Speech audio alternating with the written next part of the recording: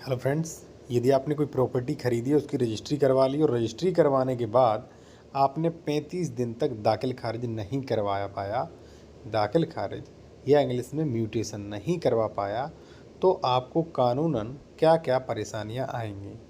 साथियों, सबसे पहले जो परेशानी जो है वो क्या आएगी कि देखिए 35 दिन बाद जो है आपका ऑटोमेटिक जो है अब तारीख पड़ती है तहसीलदार के यहाँ, फाइल आपकी पत्रावली चली जाती है तहसीलदार के यहाँ।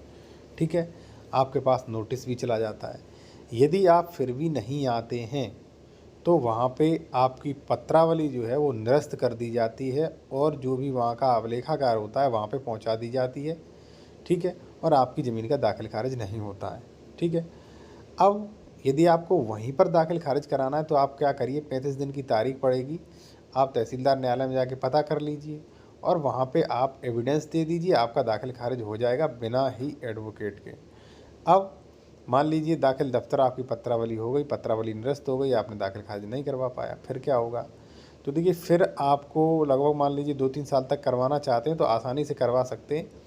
आपको एक फार्म भरना पड़ेगा, पत्रावली दोबारा वो मंगानी पड़ेगी कोर्ट में।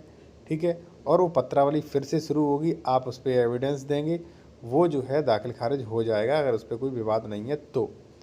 अब साथियों आता है दूसरा पॉइंट कि ज़मीन का दाखिल खारिज न करवाने पर क्या होगा। इससे पहले मैं एक चीज़ बता दूं साथियों, यदि आप कोई कानूनी सलाह लेना चाहते हैं या उत्तर प्रदेश में ज़मीन खरीद रहे हैं, डॉक्यूमेंट्स वेरिफिकेशन आपको करवाना है कि ज़मीन जो है वो सही है कि नहीं, उस पर कोई विवाद तो नहीं है, सरकारी तो नहीं है, डबल रजिस्ट्री तो नहीं, तो आप चेक करवा सकते हो। कॉन्टैक्ट नंबर वीडियो के डिस्क्रिप्शन में मैंने दे रखा है।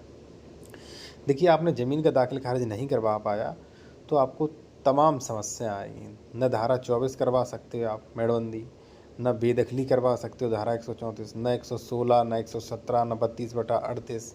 ठीक है, ऐसी कई धाराएं हैं जो नहीं करवा सकती।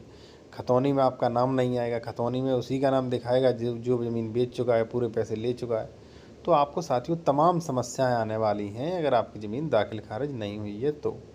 ठीक है साथियों, और यदि मान लीजिए आप कोई भी लीगल एडवाइस लेना चाहते हैं साथियों, ले सकते हैं। कॉन्टैक्ट नंबर वीडियो की डिस्क्रिप्शन में हमने मेंशन कर रखा है। डायरेक्ट कॉल मत करिएगा, पहले व्हाट्सएप मैसेज करें, आपको समय पूरा प्रोसेस समझाया जाएगा।